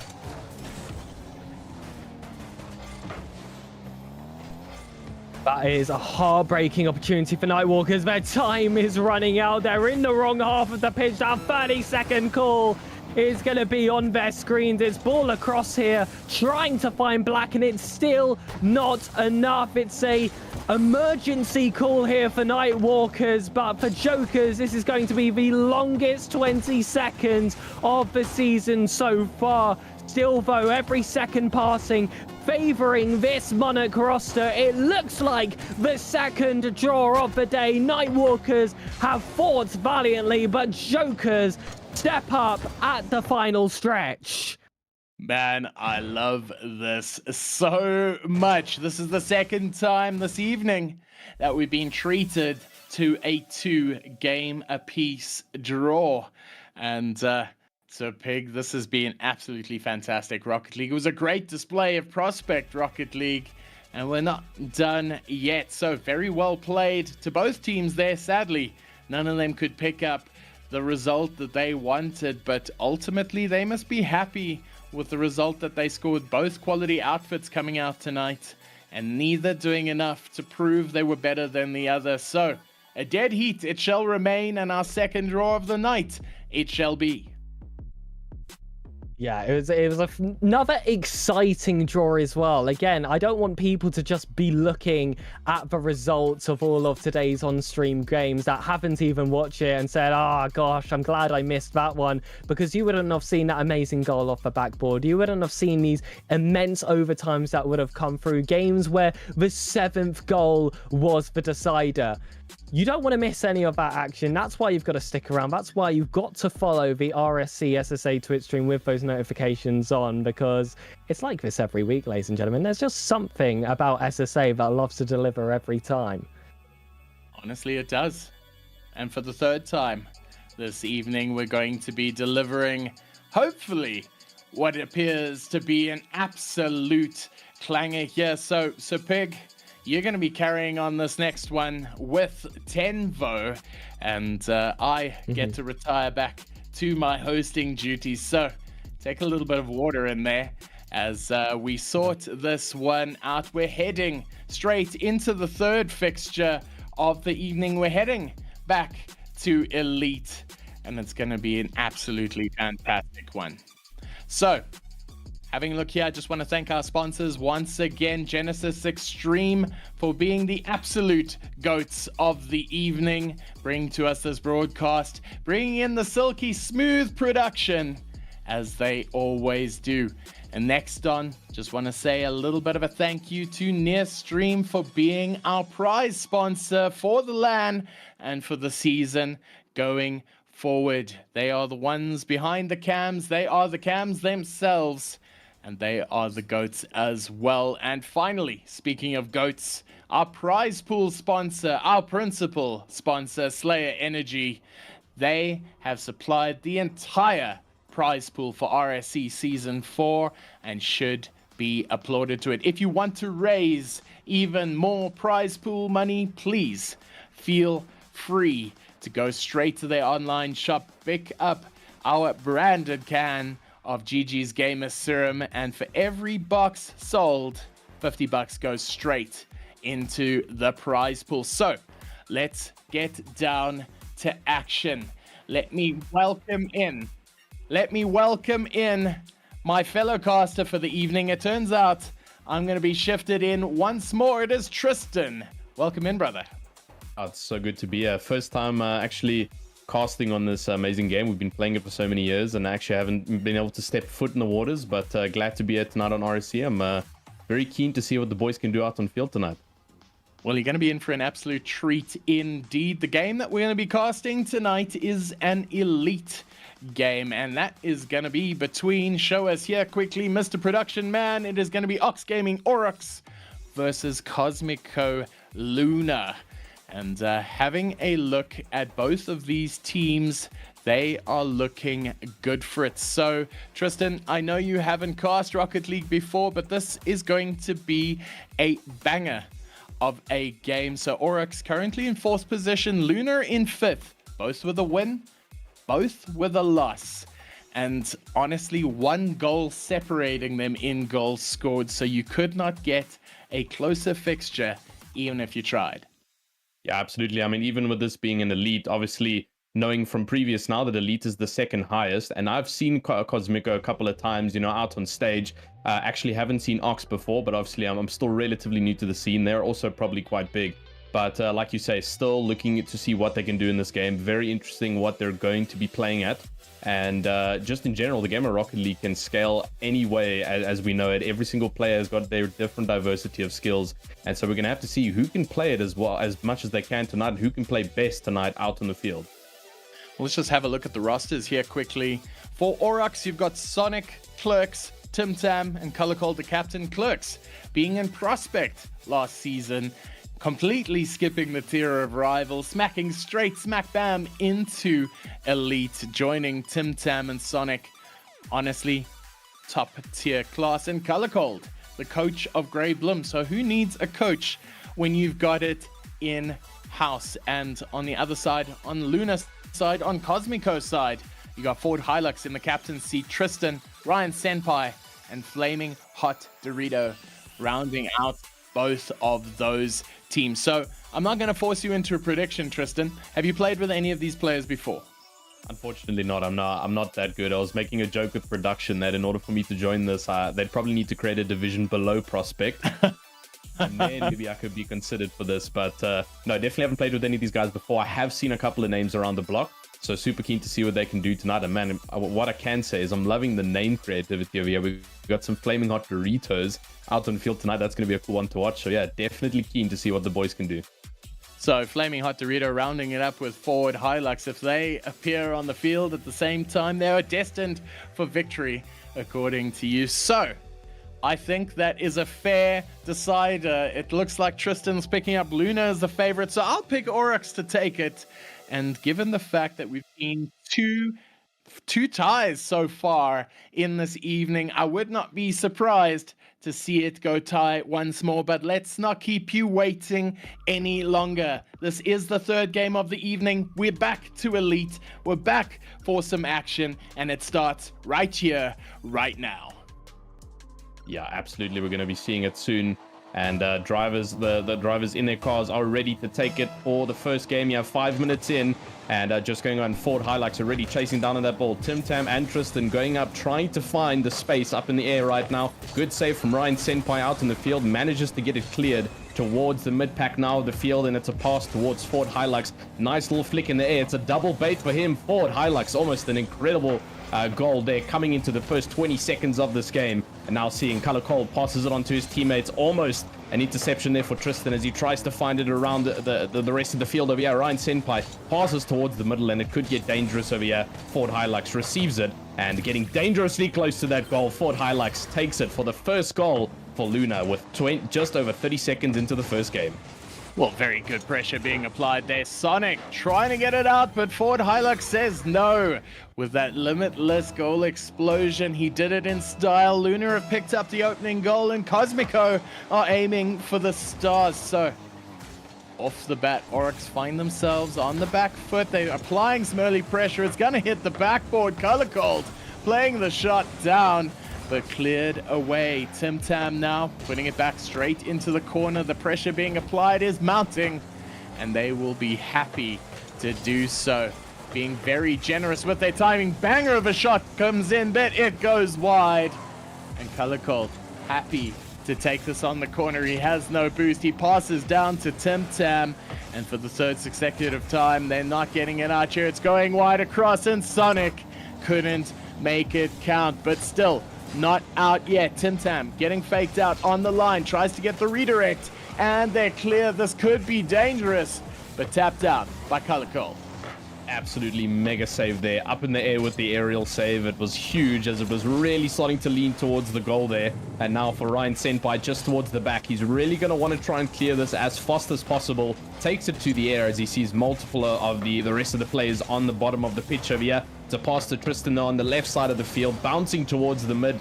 And now trying to see if somebody can receive that awesome pass he sends through. But Color Cold once again there to be on the defensive attack from the offensive. Ford Hilux now finding it once again towards the mid-pack, and it's been passed back towards Luna's side. And once again, Ryan Senpai finds it, manages to pass it back, but now Sonic is on for an impressive pass. Tim Tam takes it to 1-1 into game one here, 2 minutes down, and the pressure is starting to be applied now for Luna. They had the lead, but now back to even Stevens going in with 3 minutes left. Tim Tam picking up the equalizer there for Oryx. He is going to be happy with that, but still plenty of time left.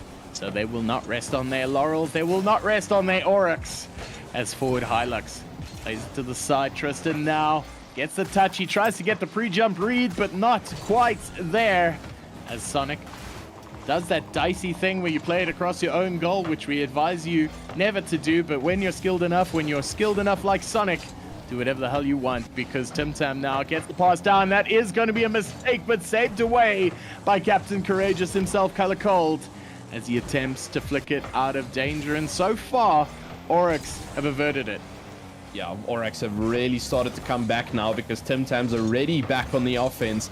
And thankfully, Luna trying to fight as much as they can over here. Ryan manages to clear that ball neatly into the opposing side. And once again, back on the attack, 2 defenders holding off that goalpost, just trying to block it off as much as we can. But here comes the Ford Hilux. Usually see it on the floor, but now it's in the air, roaming around, trying to get that ball passed on further. Sonic looking as what he can do, but here comes Ford Hilux once again. It's the flip reset move up in the aerial move, and now coming back is Tristan as he passes towards the midfield. It's a double defense once again from the Aurochs, but it's not going to be enough. Color Child thankfully managing to move it away and get that clear. Tim Tam now with the ball. Will it be enough to get past the defensive line of Luna? Tristan manages to find it. Ryan Senpai bounces it off the back of his car, and Ford Hilux managing to find the defense once again. Tristan holding off that goalpost. He predicts the goal, and unfortunately not enough. Color Cold takes that goal with absolute ease. Bottom left corner, nothing that Tristan could do.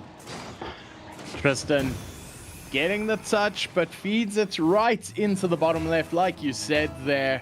And ultimately, Oryx picking up the lead with 90 seconds left on the clock. And I love 90 seconds. 90 seconds is the kind of time where anything can happen. It's the kind of time where goals can be scored aplenty still. And make no mistake, this is an incredibly tight series so far. Only 3 goals for both this entire game so far. So as we see this clock wind down, I'm sure Aurochs will not be content to see it sit with a 1-goal lead. It is not safe yet, and given the fact that we've seen 2 draws here tonight and they're a dead heat on the table, I wouldn't round out Luna not to pick it up. So Ford Hilux playing it deep, trying to get in there. Color Cold with a courageous save on 0 boost, does it again and has to leave. Escape for boost, which he couldn't pick up in time. The pass comes in and Luna picks up the equalizer. Absolutely incredible equalizer there. They started to feel the pressure as the 1-minute clock appeared up on their screens, and they started to see it tick down towards 40 seconds, but Ford Hilux knew exactly what the game plan was over there. Incredible pass from his teammate and manages to score that equalizer. It's 2-2 now, and the possibility for overtime is slowly growing more and more wary because the scores are tied with the 2-2 equalizer, and now it's up to which team can manage to get a goal within the next 30 seconds, or we head to overtime here for game 1 of this series. Oh, and it's another goal for Ford Hilux. Incredible play there for Luna. Let's have a quick replay of that. And it was in the bottom left. It bounced all the way to the bottom right, and Ford Hilux read that like an absolute book. Bottom right goal. Incredible stuff to take it to 3-2. Ford Hilux proving he is skilled in Rocket League as he is in literature. Exceptionally well read there. So Tristan now finding his team in the lead, playing it straight down the middle. It's going to pinch across, and there we have it. A pinch goal, turning this in what feels is an unassailable lead for Luna. Yeah, absolutely. Luna now 4-2. They took it from pressure and converted it to dominance, and now it's opposite for Aurochs because they have 2 goals down now with 15 seconds left. I don't think it's going to be enough for them, Bromeo, to manage to get 2 goals here in the next 10 seconds. Wow, as I say it, Color Cold. You say that. You say that. Yeah, exactly. And the commentator's curse comes in over here because Color Cold finds the net with ease. Almost gets it stolen by Sonic, his teammate over there, but incredible stuff. 3-4 with 10 seconds left. Well, here we go now. 10 seconds. You're going to see if they take the fake. They do. That is required. Sonic gets the boost. He takes the fake shot, puts it down wide. They've got 3 seconds left to make something of this. If it touches the floor here right now, they respect keeping it up. But Luna will take this game number 1. Absolutely burgled Aurochs.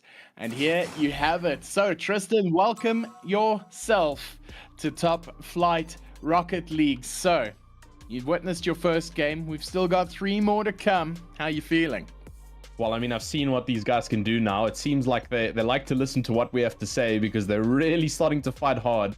And I mean, that was just game 1. We've got another 4 games with the identical teams playing over here and really strong forces being shown from both sides. It's nothing clear that we can try and predict coming into all the way the 4th game. We cannot say, oh, Luna or Aurochs is going to take this because we saw from game 1 some incredible competition being opposed from both sides over there. Incredible aerial and ground play from both teams as well, really showing the teamwork as we saw multiple team passes up and down that field.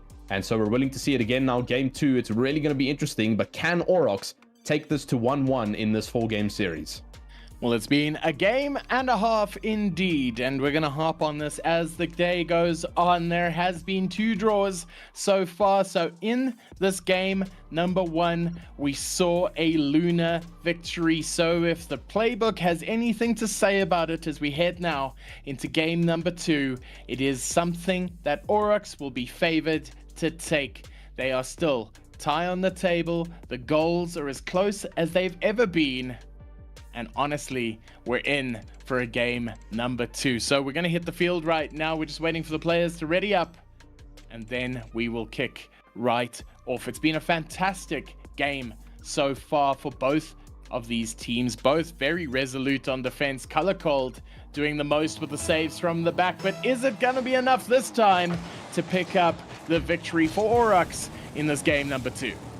Yeah, taking it on immediately straight from kickoff now. We're 5 seconds down into the game, and Eclipse is already up in the air, looking to make a position coming into the second game of the series now. But Ford Hilux back onto the opposing threat over here, and it's a massive pass to Tristan, who takes the top right corner. Incredible read there from Ford Hilux's teammate. Incredible pass just bouncing off of Tim Tam, and Tristan saw the read. Top right corner, it's a 1-0 lead with just about a couple of seconds in, over 13 seconds into the game now. Sonic is going to be wanting to try and grab this ball as fast as they can and make their way up into the pitch. Tim Tam pushes the ball into the opposite side now, in the purple side, and they're wanting to get it as close to the goal as possible, but Tristan is not making it an easy one for them at all, because he immediately counters with the backboard, and now Ryan Senpai is going to try and counter this as it comes back to his side, but the entire red squad of Aurochs is ready and hungry to try and equalize this into game number 2. Will they be able to do it? Here comes Sonic. Fort Hilux though with a great defense shot.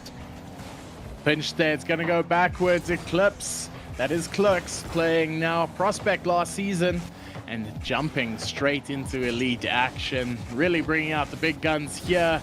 Star player for Edgemead High School, Eclipse, making the save once more. Sonic still with possession. They'll need to equalize, and they'll want to do it soon, because right now Cosmico favor their chances. They've been playing some exceptional Rocket League pass coming off, saved away by Tim Tam. And now Lurks putting himself in the driver's position, passes it up. Shot's gonna come down, but too slowly, allows Ryan Senpai all the time in the world to make the save. Yeah, now coming a little bit further down from the air, you can see it's dropping towards the bottom of the pitch, and Fort Hilux is ready to receive it. The flip reset is coming in. He's trying to show the skills up in the air, but Tim Tam reads it on the ground floor and manages to push that away. It's now coming towards for Fort Hilux, and almost a double tap off the backboard. And that could have been a 2-0 lead for Luna, but now Ryan Senpai trying to bring it back. Sorry, there was almost a 1-1 equalizer there for Aurochs as it was on the other side. And now Sonic back on the opposing side, trying to do as much as he can. Fort Hilux is going to want to defend this as well. Double, both of the Aurochs players getting duped there by Fort Hilux, trying to find his way up towards the net. It's close, and it's an own goal scored by Eclipse. Ryan Senpai sets that up like an absolute champion, forcing him to divert the ball into the net. And that is a 2-0 lead for Luna. Clerks not being able to get on the end of that, and ultimately 2-goal lead now for this Cosmico outfit, and they're going to be feeling good. So Aurochs need to calm down a little bit here, turn the pace, start playing their game, lest they let this game slip through their fingers, because it seems that Luna are playing with the freedom that they want. The pass goes up here. Ryan Senpai taking the 50 off Tim Tam, but still keeping possession in the form of Fort Hilux. Now, dispossessed Sonic, the man from Bro. Can he do something about this? No, he cannot, but Tim Tam might. Passing straight back, overshoots his supporting attacker. And Tristan now playing it straight down the middle. Here we go. It could be something here as Eclipse plays the double, but couldn't get the shot off. It is not out of dodge yet, though, as Ryan Senpai plays a wide. Yeah, Tristan just able to clear that ball as fast as possible. There was lots of in and out, and from a clearance in defense, he takes it to a fence. So a 3-0 lead from clearing it to his net, from almost being a score against them. He takes it opposite and generates another score for Luna. And now 3-0 up. What can Aurochs do? 2 minutes left in the second game of this 4-match series. The pressure is on now. 3 goals is a lot to try and equalize now with 2 minutes left. It is possible though, and we can't count anything out. Once again, middle of the net for Luna as they almost score yet another goal, but good defense there from Aurochs, managing to clear it out now. Now on the offense once again, Tim Tam unable to read it from Ryan Senpai, who passes it right over his head. Now it's going to be a pass towards Tristan or Fort Hilux, as both of them sitting a little bit defensive, waiting for the move to be made. Sonic passes up towards the mid side, but Fort Hilux almost there to receive, and he gets overshot, unfortunately. Another demo there, Ryan Senpai on Tim Tam, and now it is coming on hard for Tristan as he catches it on the floor. Sonic once again receiving and intercepting that pass made. Will it be a potential goal here for Aurochs? Just on the crossbar, unfortunately, but it was a great read and a great move from the team. Can they do it now for 1 minute and 10 seconds left? There's been no lack of attacking intent from Aurochs, but Luna has managed to keep each and every foray out. So, slow rotate, Senpai getting the pass in. Fort Hilux going through the motions now. You'll feel that they will park the bus here now as Tristan gets the pass down. They do get the shot in. It's a slow roller, and Tim Tam showing enough composure to get it out. They are running out of time now as Eclipse gets the beat, but very well read off the backboard there by Cosmico means that they are out of trouble so far as we approach the final seconds of this game. This has been one of the most dominant displays we've seen this evening, and that is with a 3-goal lead. So that says something about the quality of the games on here tonight. As we see Tim taking it down to the middle. Ford Hilux putting it away though, and Tristan, as this game finishes out, they're trying to stat pad a little, but it will make no difference as Luna now goes into pole position. And I hope I'm doing that right. I know that you're a sim racing commentator. As they go into pole position for this third series. Yeah, I think we could rephrase it as they cross the finish line in first, but good analogy there. But my goodness, persistent defense there from Luna. Multiple shots coming in from Aurochs there from every single angle possible. And Luna was just there with every single player ready to receive, ready to take it back. And I mean, some of those defensives even converting into actual goals. Tristan managing to take it from a defensive sweep, almost getting scored against him, to takes a clearance all the way to another goal there for Luna. So incredible dominating show there shown by Luna. 3-0 in game 2. Now that's a lot of pressure, I must say, for the likes of Aurochs, because it's 2-0 now in this series. What can they do going into game 3? Well, having a look at these rosters again, Ford Hilux has done very well to link up with Tristan, and Ryan Senpai working out the back. Very, very good defensively, and all round they've done enough to establish that at the very least a draw here so far, and they are very much fancied to pick up the third win of the evening, which will seal them the dub. But ultimately, remember this, folks at home, every single win counts. There's no such thing as a dead rubber game here at the RSC, because you get a point for every win. It's as simple as that. So ultimately, 2 points have already been picked up by this Cosmico outfit. There's still 2 on offer. So as we head into this game number 3, who's going to grab that point? We will find out right here, right now. And Aurochs need to pick it up.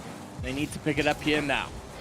Yeah, now Aurochs, it is a lot of pressure on them as they've already sent it airball. Hilux receiving it very kindly so, but Tim Tam now with the Cooks a pinch against the wall. Will it be enough though? Tristan receives it, and it's not going to be enough to get it towards the opposing side. The defense is looking great from Luna so far, trying to get it up to the opposing side now, but Tim Tam reads it right down the middle and almost gets an immediate strike towards goal.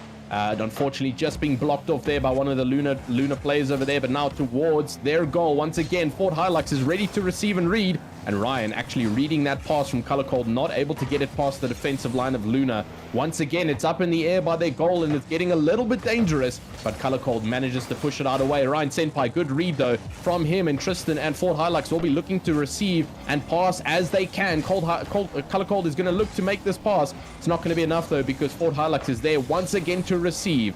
Tristan now going back towards his post to try and receive this. It is dangerous on both sides. It's still an empty net for both. Tim Tam finds the bottom left and takes it up 1-0 for Aurochs into game number 3.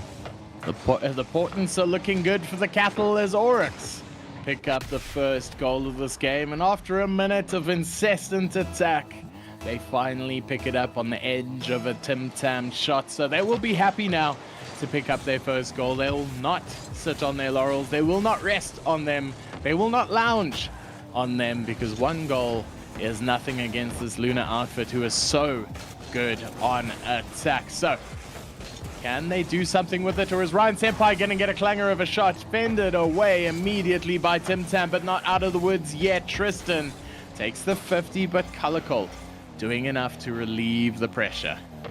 Yeah, now back towards the side play of Luna, and Tim Tam coming in for his second goal and the team's second goal of this match with a minute and a half in, and now 2-0 up for Aurochs. Like you said, some good points up for grabs here potentially for Aurochs.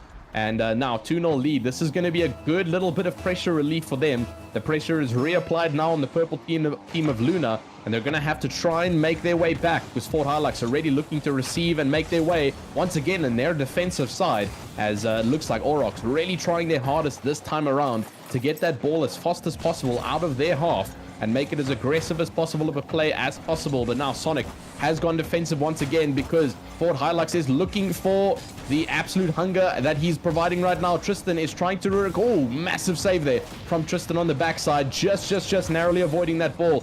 going into the goal. Tim Tam defense once again. Ryan Senpai, and it's not enough to save for Ford Hilux, coming from the ceiling like a spider. No one saw him coming. You can see he's not even in shot right now, and there he comes. Right from the upside down, just a little bit of a tiptoe towards the bottom, and it's a 2-1 now for Aurochs to Luna, and the pressure has been reapplied. Who will take the next goal? We'll find out shortly. Ford Hilux, the law will say he came all the way to SSA from Australia just to represent Cosmico in the elite division of RSC SSA, and right now he's doing the absolute most as Ryan Senpai puts in a clanger. The man from Kenya, being the man from Xenia, he gets it down, puts it into the back of the net, and there you have it. Luna picked up the level series. Yeah, I mean, they literally just transformed this from pressure, and they were like, okay, we don't really enjoy this pressure. Let's reconvert it. Never mind, Color Cold said he's not going to let that happen. Very sneaky goal happening there just as kickoff starts. It's a very neutral kickoff, and Color Cold finding the neutral space over there. Not enough time for Luna to react to it. And Color Cold picking up yet another goal. The pressure reapplied on Luna now into game 3. What is it going to be? 3-2 going in for the kickoff. Ford Hilux gets it passed into the red side. Is it going to be enough though for Tristan to make a pass? Color Cold reads it over the top and manages to pass it back into the offensive side. Ryan Senpai now in the air with a good touch to clear it, and Tristan follows up with an adjacent pass, but now Ford Hilux, it's up to him to defend here. A couple of his teammates have reverted. Oh, and he gets duked with a fake as Color Cold plays it slow on the floor, and now it's time for Luna to clear this ball. Tristan attempts it, gets double blocked. It's going to be a goal for Tim Tam, and that's incredible teamwork there from Aurochs to make that ball stick in the purple side. They tried so hard to get that ball cleared, but it just wasn't enough. Well, the Oxen arriving just in time, finally in game at number 3, as they lead now 4-2.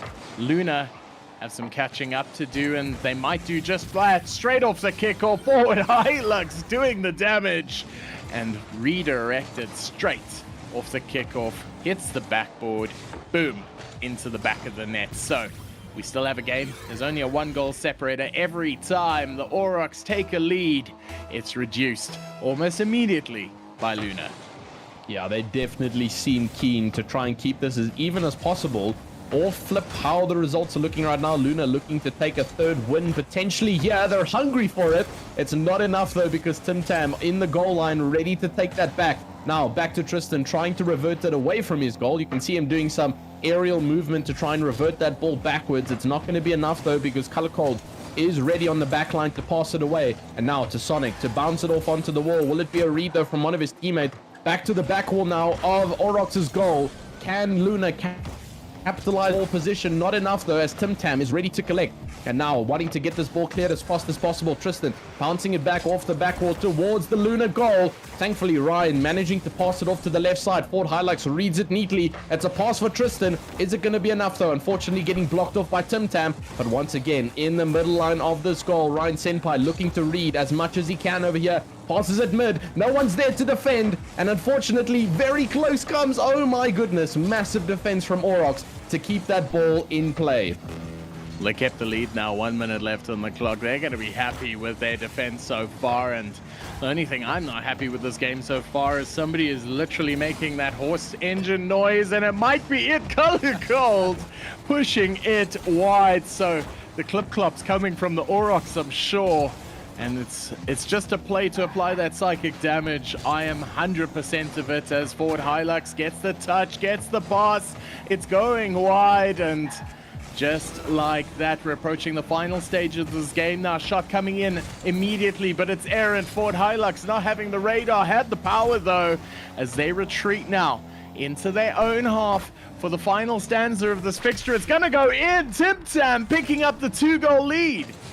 Yeah, Tim Tam wanting to make sure that this remains their game no matter how things go. Even if they manage to score another kickoff goal, which we've seen Luna do this match, Aurochs are now 5-3 in the lead. A good lead with 17 seconds left, and it is looking pretty good on their side over here to take game 3 win with the 2-score lead. But now Tim Tam is going to want to try and get another goal. He's super aggressive tonight, but oh, Tristan passes it back into the opposite side. Can it be enough for Luna to score another goal? Unfortunately not. A couple of the players missed the shot. but it is a good defense there from TimTam to pass it a little bit further away from the goal, and the ball is grounded. Aurochs takes the 5-3 win over here in match 3 of this 4-game series. Well, folks, Aurochs on the rise. Color Cold and his men doing the most to pick up that game number 3. So, are we inching closer to an unprecedented 3 from 3 draws?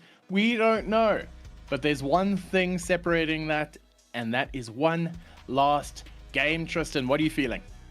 I'm definitely feeling a mixture of emotions right now. I mean, we've obviously had a double header now for Luna, but Aurochs was extremely strong in that last game, so it can really go anywhere in this final game. I feel like Aurochs is going to be throwing every bit of blood, sweat, and tears to try and equal it out in this 4-game series. Like we say, a loss does not mean it's a dead loss, like a bracket loss. It is still a good amount of points for both teams over here, but can Aurochs tie it out with 2-2 points here tonight for this series? We're going to have to wait and see, because game 4 is coming up shortly, but it's going to be a close one. Do indeed. So, Sonic, Clerks, TimTam, Color Cold swapping out interchangeably throughout that series, and finally getting the right combination there. It was the cold color of defense from Color Cold, proving the difference so often, but it was also the wildfire of the TimTam attack on the other side. So now Aurochs will fancy their chances in this game number 4. And here we go. Game number 4, Luna Aurochs. And this is the decider. Will it be a Luna 3-1 or will it be another draw? We're going to have to wait and see over here, because it's already getting a little bit pressurous there for Luna as the ball bounces along their backboard. Aurochs are really hungry for this goal, but it's been reverted the other way around, and here comes a shot from Ryan Senpai just underneath the nose of TimTam over there. He was waiting patiently in that goal to try and hold that save from Ryan Senpai. It's down under though, and just under TimTam, flying over that ball graciously, and he's going to be annoyed with that one, just missing the jump timing over there. Thankfully, still a good amount of time in this match to recover. Ford Hilux, massive pass off of the kickoff over there, and he's managed to push it into the red side. It's gone the opposite way once more, but here we go on the defensive line. Can Sonic hold it? He can indeed. Now Color Cold wanting to get this ball out of here. TimTam up in the air with the fast aerial. Will Ford Hilux be able to get it out over here back towards their goal? It looks so, because it's back up towards the mid side of the net. No one able to read it though. Sonic manages to clear it back to Luna's side, and it's back to defensive for Luna. Well, Aurochs not going to be happy that they went down one so early as we approach the first minute. Another shot coming in here, pinch save. And Color Cold with the clear. He's going to be happy they didn't concede again there, but not enough. So as he takes a strong 50, hands off to TimTam now. TimTam off the ceiling, gets the pass down, but Sonic gets it wide, no redirect. Color Cold takes the shot. Yes, he gets it. And there you have it. It's the equalizer. Aurochs one apiece.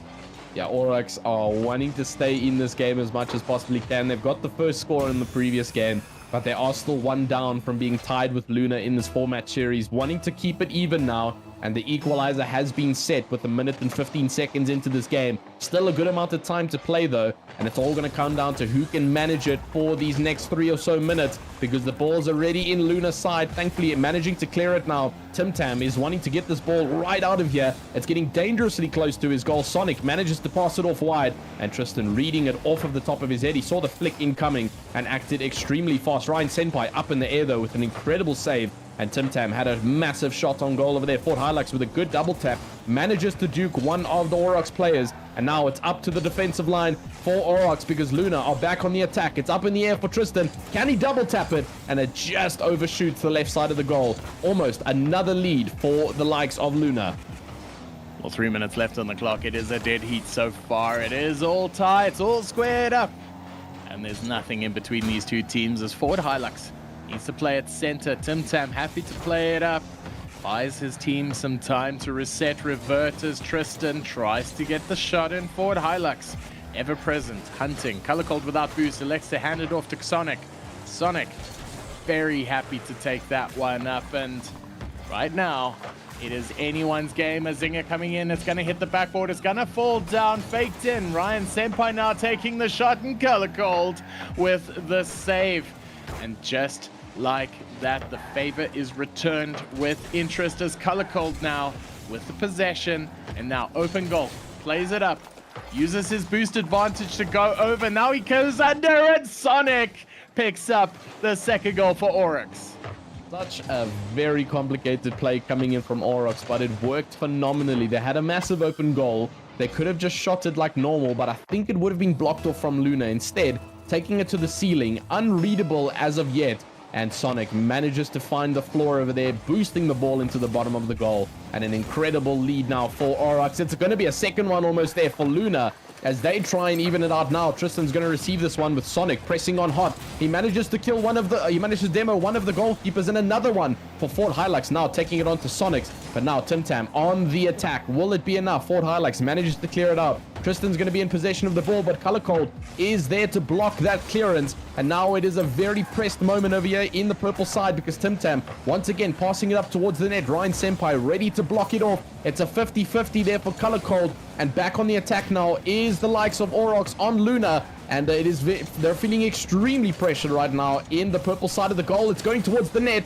Is it going to be enough though for Tristan to defend? He manages to hold it off. And now circling around the Oryx players, trying to get them a bit confused. Ryan Senpai with a fast aerial up into the air. Will it be enough for Sonic to defend? Fort Hilux on the attack, and here comes Ryan Senpai. Just not enough, but my goodness, Bromeo, the defense is hot on both sides. The defense has been hot indeed. It's actually been a dead tie, and honestly, I haven't been this keen for a tie. Then I'm sure like the writer of 50 Shades of Grey is, because it has been that hectic of a tie-up. So we're 50 seconds away. Oryx are in the lead. If they win this game, it's tied up again. It'll be the third game for tonight that has been tied all the way through, and it's Tim Tam. Couldn't get the shot off, but still keeping it in the Luna half is exactly where they want to be, because the longer they spend here, the less time they need to spend defending. But Fort Hilux passing it off here now. Ryan Senpai gets the pass down. And how close are we to an overtime? Absolute mayhem on the Oryx line. 15 seconds left on the clock now. Tristan passing it off. Elects to go to the fake. Fort Hilux, very defensive. Doesn't get the touch. He's awkward. Fake coming in here. Can he get the shot? He elects to fake again. That might have not been the play, as Tristan doing his utmost. If it hits the floor now, it is tie, and it is, as Oryx pick up their second game and brings the series to a draw. Brings the third game of the night to a draw. And what a way to draw it out.